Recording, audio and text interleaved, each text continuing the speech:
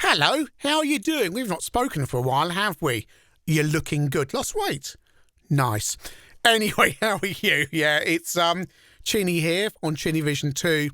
I haven't done one of these videos for a while, but I wanted to do something today because yesterday at 1 o'clock, and it's now Saturday at 10 to 10, I did a little post on Bluesky where I've been hanging out for the past year. And by the way, it's gone nuts on there over the last few days. Completely nuts. I was ticking along about 500 followers, I think. And it's gone, I think I put on 1,000 in a few days because everyone's suddenly coming over from Twitter all of a sudden for many reasons, which we won't discuss here. But it's been quite overwhelming in terms of suddenly connecting with people again, which has been fantastic.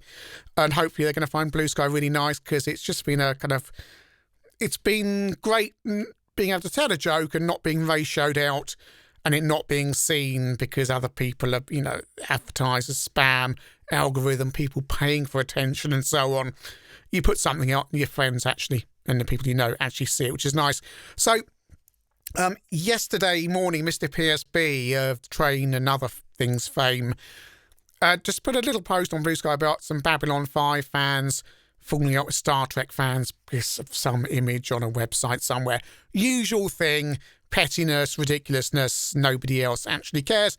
And I thought, I wonder if I could run that wheeze again I did years ago on Twitter where I posted a picture of an Atari ST with a 16-colour render on the screen connected to a toaster and putting a post out saying, did you know the graphics in Babylon 5 were made in Atari ST? And watching the Amiga Ultras and the Babylon 5 have complete meltdowns. And it's just amusing. I thought, I'll stick that out, see what happens. Perhaps there'll be 50 people posting that, and most people will get it. And, and I'll do the image in such a way, and I'll bring up full screen here, that it's really obvious because the toaster is going to be massively out of proportion. It's going to have really bad text on the side of it.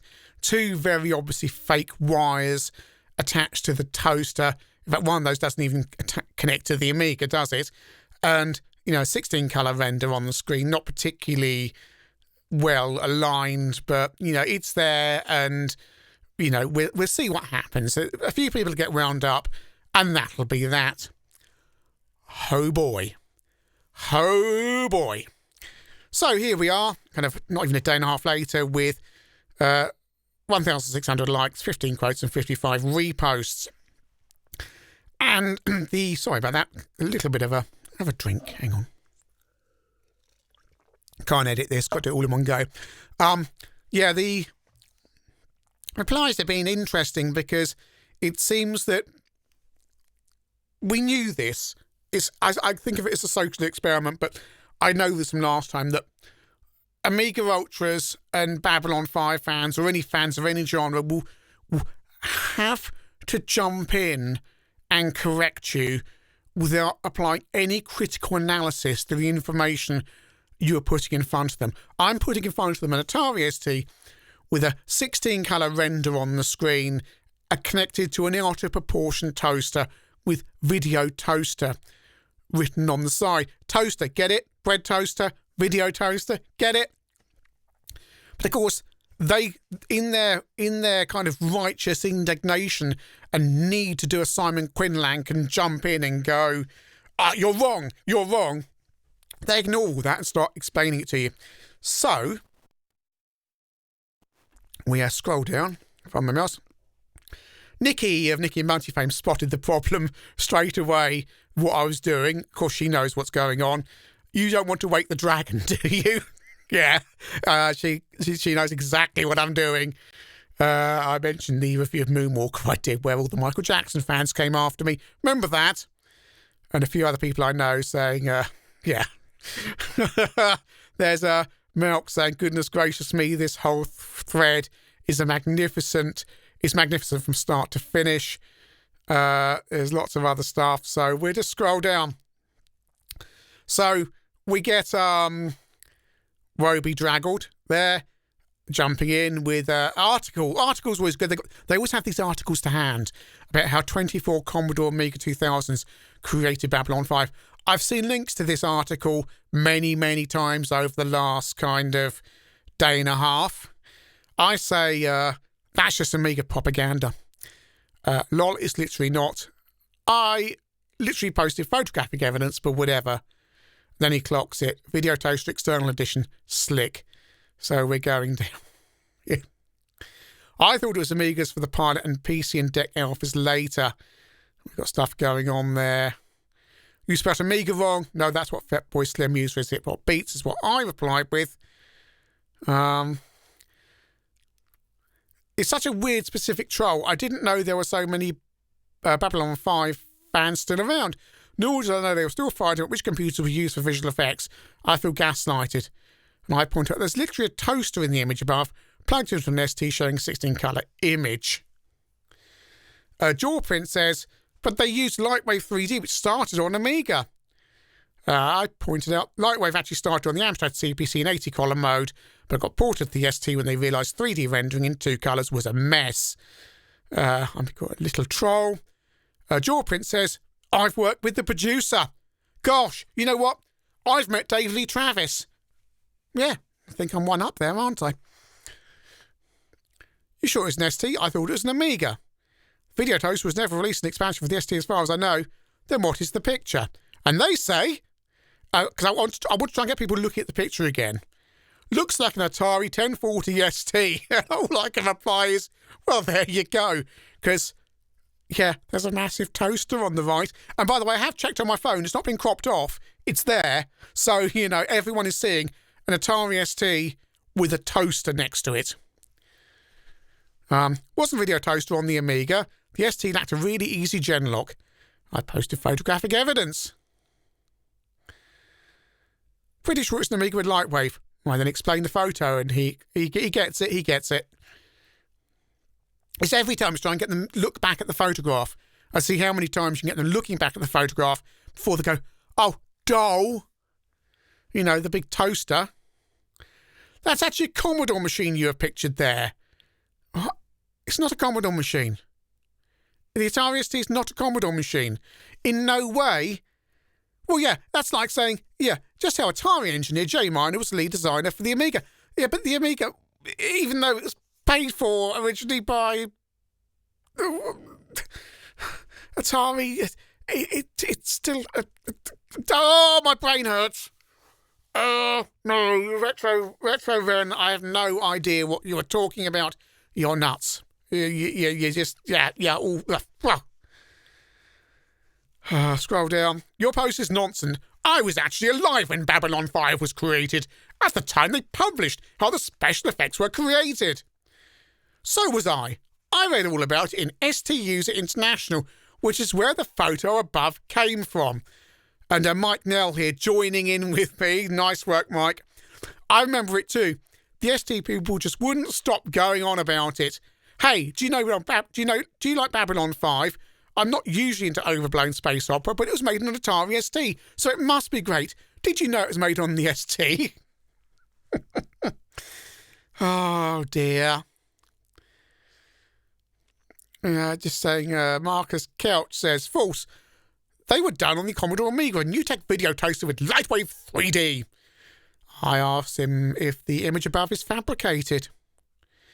And here's my favourite people who've got screen grabs ready to go to post to these things, like Vaprak here, who's given me a long post here about stuff from, it's like reading Amiga User International, which you used to sometimes buy for the disc, and you'd go inside it, and endless, interminable articles about 24-bit graphic cards, like the Opal Vision, and 27-page spreads on Babylon 5's graphics in excruciating and really boring detail.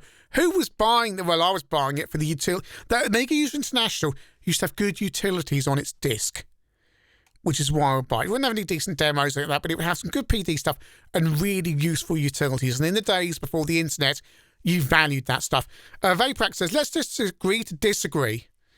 Right, yeah, okay.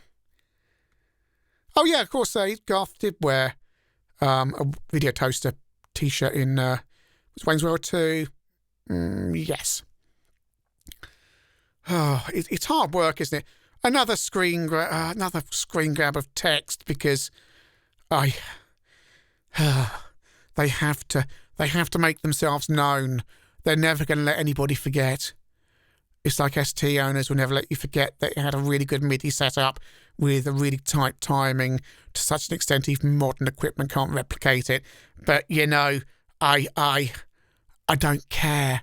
I know this stuff. Everyone knows this stuff. Do something new and exciting. Let's scroll down.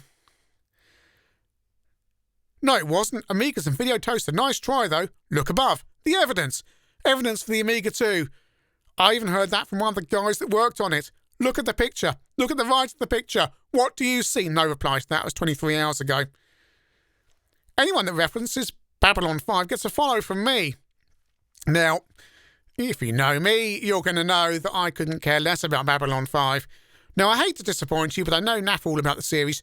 Try following Mr. PSB. He's a huge fan. He likes Babylon 5 almost as much as he likes trains and niche Japanese websites. And Mr. PSB says, all the Amiga boys replying are your punishment. Sorry, going to cough. Mr. PSB says, you can't spell blind faith without it died in 1994. I'm just censoring myself here because I'm just aware this is a family channel. Although you're going to see stuff going up and down the side there. Badip spotted it and said, oh, Video Toaster, lol. I say, well done, my notifications cut it full of people who didn't spot that. You got the spelling wrong. It's Amiga. For more information, please reread my previous post and this time look properly. I see you've spelled Amiga. Don't feel bad. That's a common mistake among Atari ST fans. I see you lack any powers of observation. Don't feel bad. That's a common mistake among Amiga fans. Oh. It's hard work. People are getting it, though. It's just the people who are jumping in and just having to... Yeah, what's going on here? Oh, Euro World.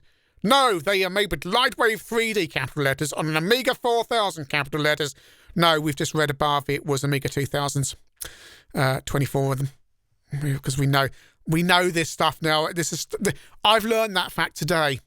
And that's something genuinely useful now that's fallen out of my brain. Because we've already got a certain amount of storage space. Like your Amstrad CPC, you've got 64K or 128K. You learn something new, something else falls out. I've probably forgotten the name of Maywood's second album or something. So, you know. Oh, no, I have. Is it Different Worlds? I think it's Different Worlds. Then explain the picture above. It's just a pic. Every computer can show a pic. What's it connected to then? Seriously? If you haven't worked it out by now, there's a picture of DLT with Gotcha. Fun fact, I had a Video Toaster with an Opal Vision 24 graphic card. Your turn.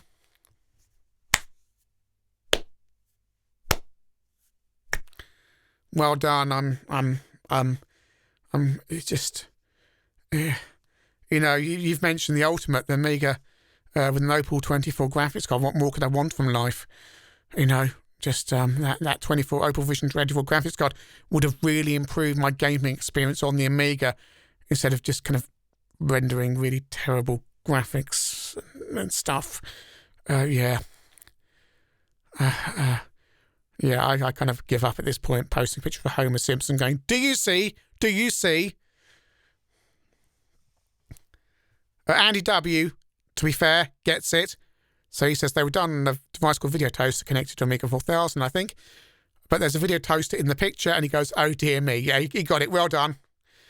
The Terranaut says, I don't know why people are doubting you. I picked up the power pack from Dixon's at Christmas 91 with excellent games and a toaster. I ended up stopping the toaster for a copy of Rise of the Robots on its release day. Bit of a mistake, if I'm honest, and he's doctored the image to include my toaster. Nicely played, sir. Nicely played. You see, it's worth it for that stuff, is the people who actually get it, and yeah, that's the good bit. Oh, we're nearly the end yet. Because this has been going, this is just my notifications. It's just more the same, really. True, though, the Video Toaster was several $1,000 add-on that actually did the work. Looks like about 40 quid to me. Oh, no. another one who's actually gone and he's posted the URL to the Amiga hardware database. So he's gone, he's either got that stuff to hand or he's just gone to that website and Googled it, posted me a link about the expansion card because I'm a person who've posted a picture of an actual toaster and now I need to know about the spec on an Amiga website about video toasters. I'm falling asleep. Yeah.